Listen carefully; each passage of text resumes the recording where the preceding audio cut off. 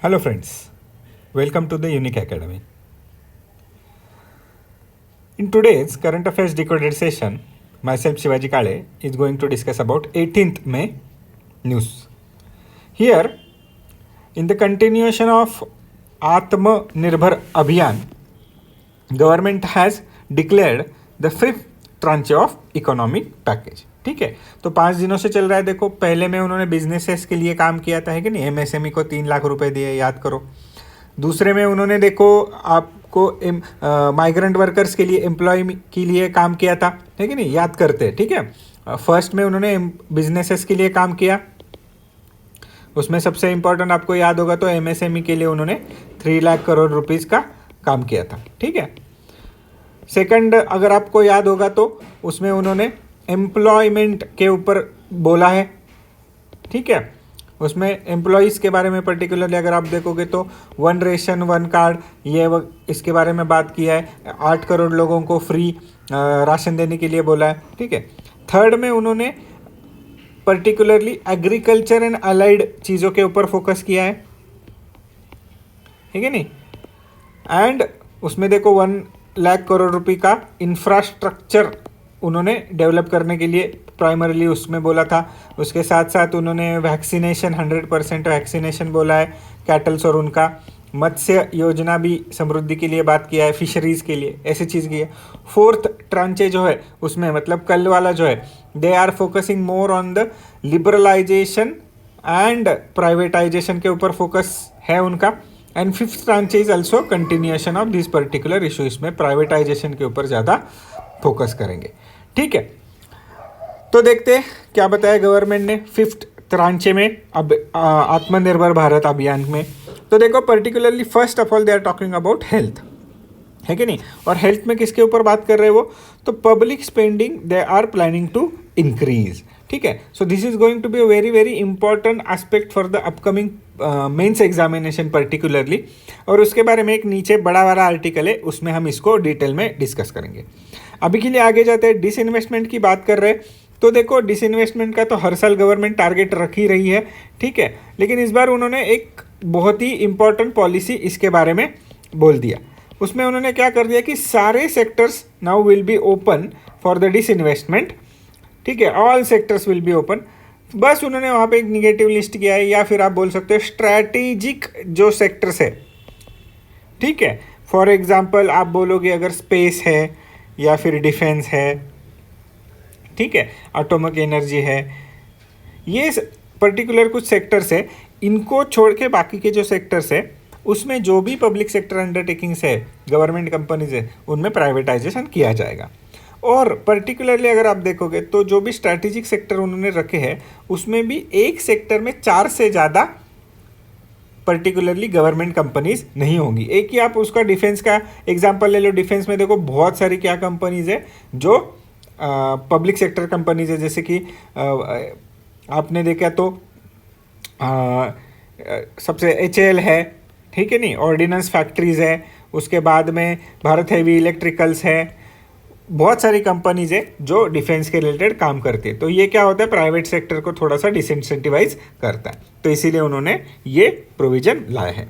उसके बाद में स्टेट्स के लिए पर्टिकुलरली उन्होंने बोला है कि स्टेट का जो GDP होता है उसमें उन्होंने बोरोइंग करने के लिए ज़्यादा बोला है. इसका भी आगे थोड़ा सा देखेंगे डिस्कशन में.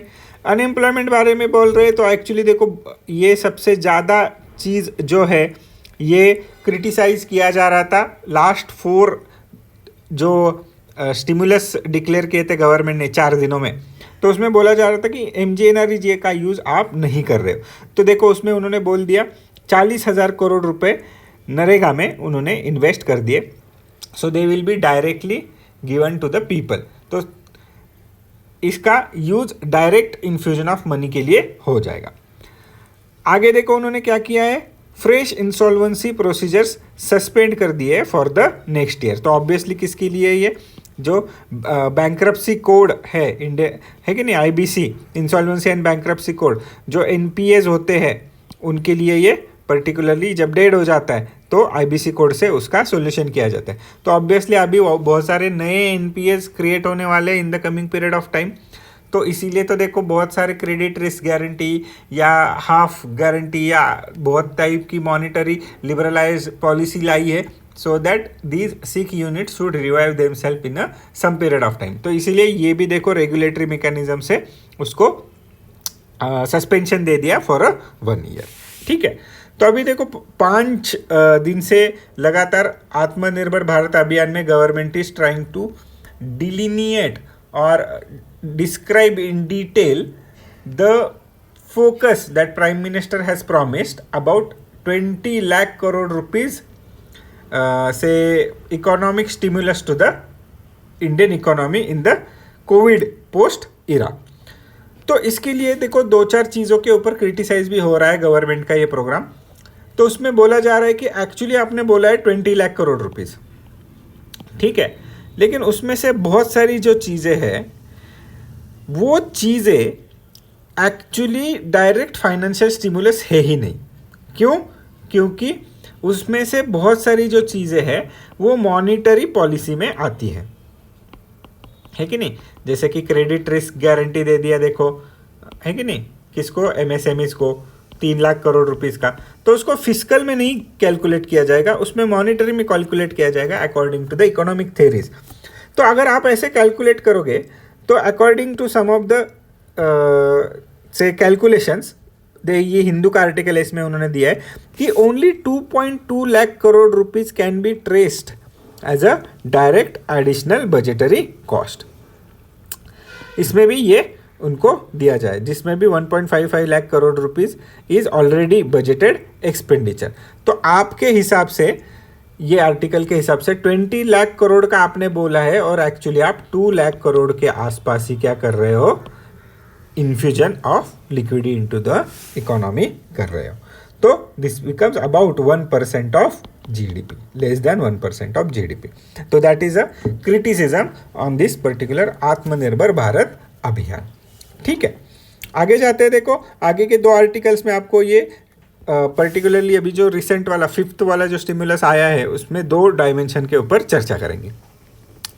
First we will see about this particular issue of borrowing limits for the state increase to 5%, है कि नहीं? तो 3% तक तो लेते ही थे स्टेट्स, लेकिन अभी 5% तक उन्होंने दे दिया with respect to their gross GDP, जो है स्टेट का जीडीपी जो है उसके रिलेटेड, डोमेस्टिक प्रोडक्ट के रिलेटेड। ठीक है, तो क्यों किया है उन्होंने ऐसे?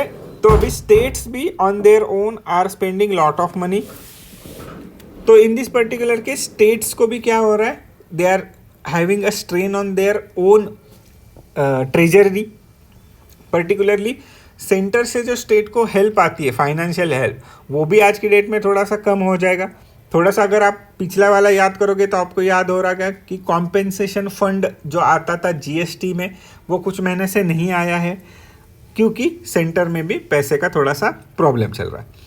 तो इस पर्टिकुलर केस में अगर स्टेट को पैसे की ज़रूरत है तो स्टेट क्या कर सकता है? तो जो भी उनके अवेलेबल रेवेन्यू सोर्सेस है उसको ट्रा सकता है।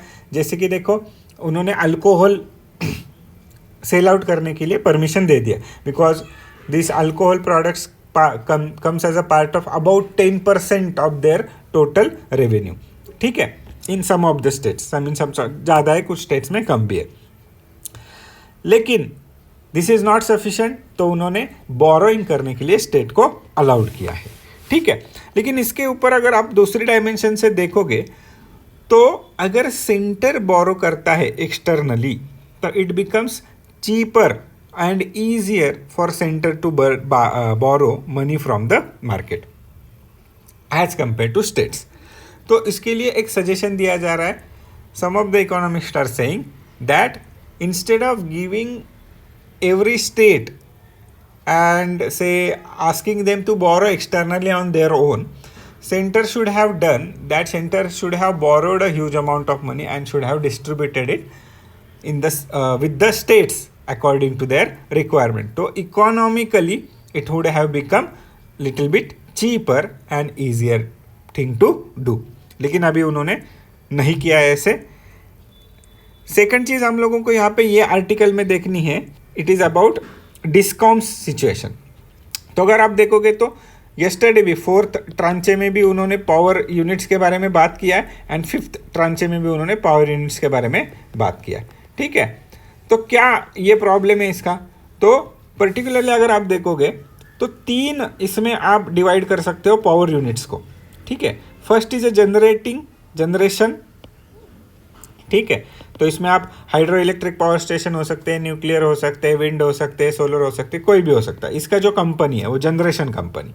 ट्रांसमिशन है कि नहीं, तो जो जनरेशन से ग्रिड को कनेक्ट करता है और ग्रिड से आपके सिटी में या आपके गांव तक इसको लाता है, आपके ब्लॉक में लाता है, आपके डिस्ट्रिक्ट में लाता है, और वहाँ से फिर जो डिस्ट्रीब्यूशन कंपनीज होती है वो कंपनीज उसको पर्टिकुलरली आपके घर तक लेके आती है, ठीक है। तो अगर आप देखोगे तो आप जो बिल भरते हो ये डिस्ट्रीब्यूशन कंपनी का इलेक्ट्रिसिटी बिल आप भरते हो। फिर ये डिस्ट्रीब्यूशन कंपनी ट्रांसमिशन कंपनी से इलेक्ट्रिसिटी खरीदता है, जिसका पैसा वो उसको देना चाहिए, और ये ट्रांसमिशन कंपनी जो होती है ये पैसा जनरेशन कंपनी से इलेक्ट्रिसिटी जनरेशन कंपनी से खरीदता है, इसके लिए उसको पैसा देता है। Now this is an organisation to organisation transfer, है कि नहीं, generation to transmission, transmission to distribution, ये कंपनी टू कंपनी ट्रांजैक्शन हो रहा है, तो particularly there is no problem. But from the distribution the transaction is happening with the customers, और वो कस्टमर्स कौन है? तो individuals, house holds, industrial units, ऐसे है। एंड पर्टिकुलर इस केस में क्या हो जाता है? People are not paying back, है कि नहीं। Sometime there is also theft of electricity, loss of electricity, तो उससे क्या हो जाता है? Distribution companies face lot of losses.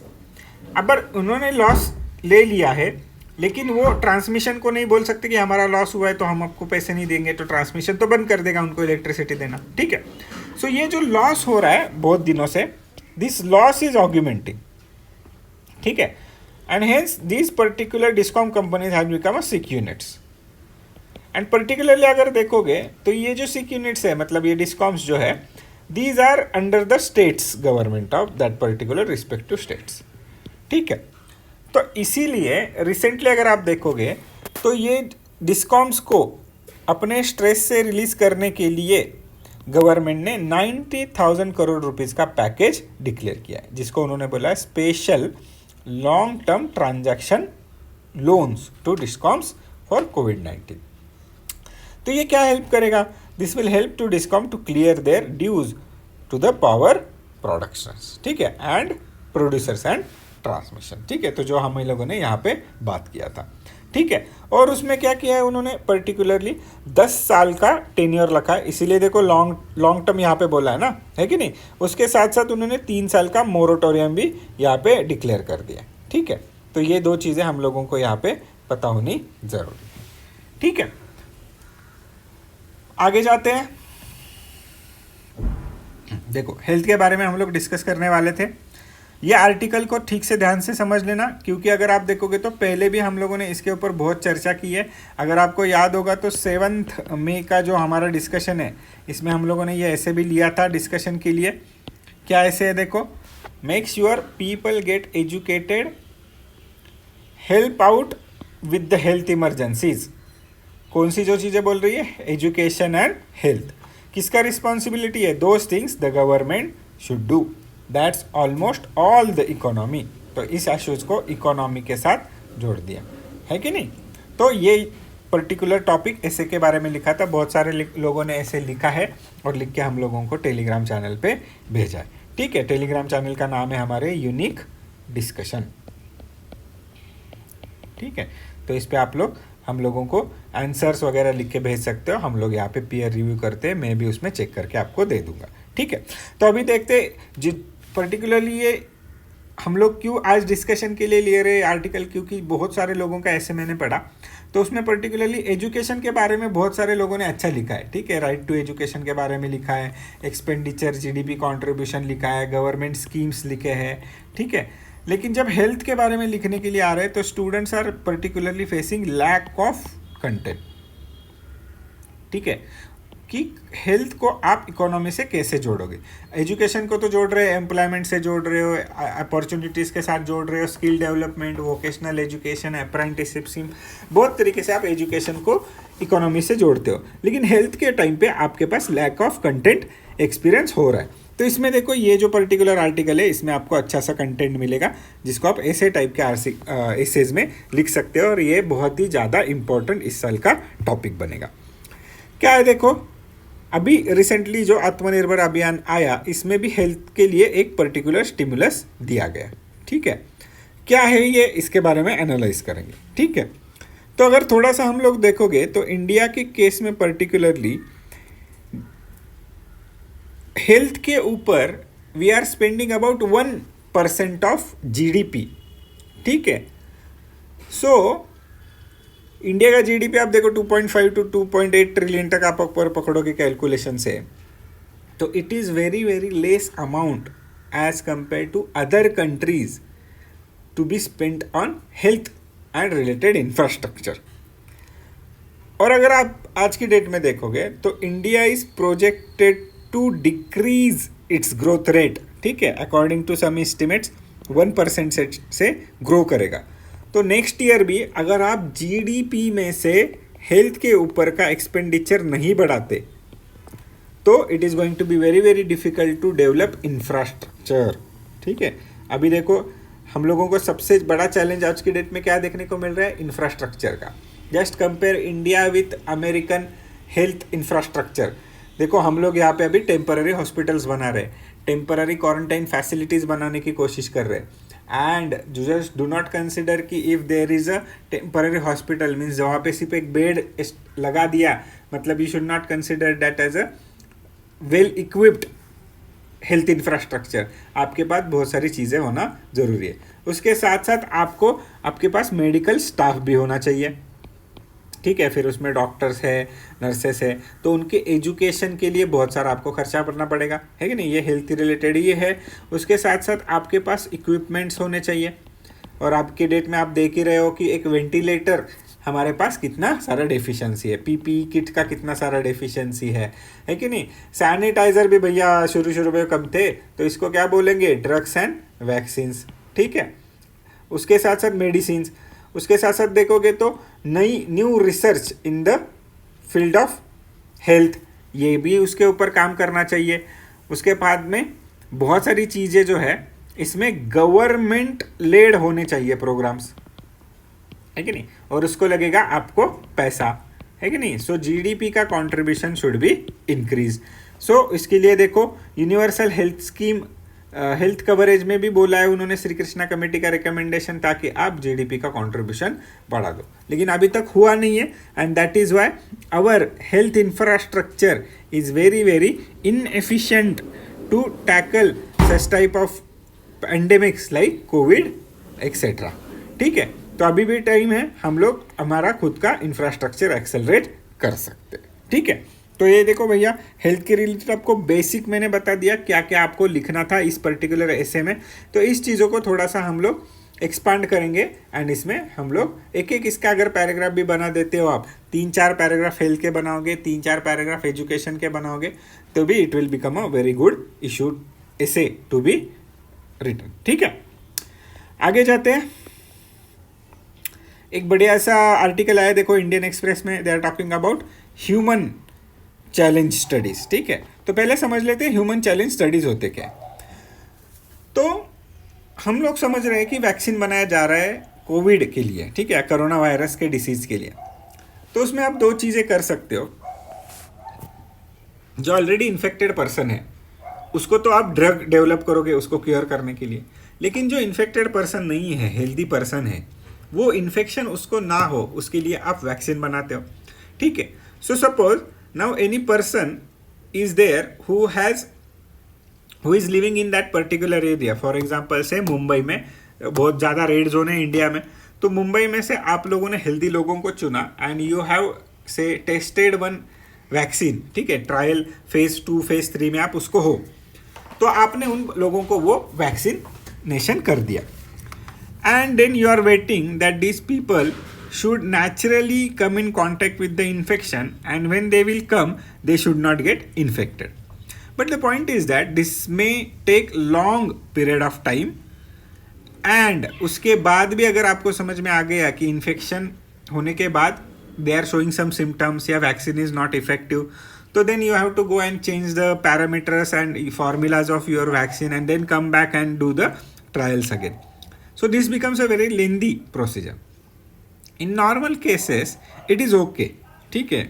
But suppose in this particular COVID-19 वाला scenario, now this is a very very challenging scenario where there is an urgent need of a vaccine. So आप ये trials को इतने ज़्यादा duration को लिए रखना is not good. तो आप क्या करोगे, then you can go for the human challenge studies. इसमें क्या करते हो, you will choose some of the volunteers who on their own are ready to come and they are aware that they will be injected with the vaccine or they will be given this particular vaccine and also they will be deliberately exposed to that particular infection. ठीक है, तो healthy इंसान है उसको vaccine देंगे और उसको deliberately उस पर्टिकुलर इन्फेक्शन से उसको अवगत कराएंगे. ठीक है, तो इसको इन्फेक्शन हो जाएगा and then they will find out कि क्या भैया इसको क्या उसके इफेक्ट्स होते हैं. तो ये करना ज़रूरी है क्योंकि आज की डेट में हम लोगों को पर्टिकुलरली दूसरा कोई ऑप्शन है नहीं, क्योंकि इसके ऊपर कोई दवाई नहीं है, कोई ड्रग नहीं है, ये कोविड के ऊपर है कि नहीं. इसके साथ साथ we can not wait for herd immunity to develop, है कि नहीं. हर्ड इम्यूनिटी का कंसेप्ट क्या है, देखो कि अगर 60-70% लोगों को कोई भी एक आधा इन्फेक्शन हो जाता है तो rest of the population will naturally evolve and develop a resistance to that particular infection, viral या bacterial.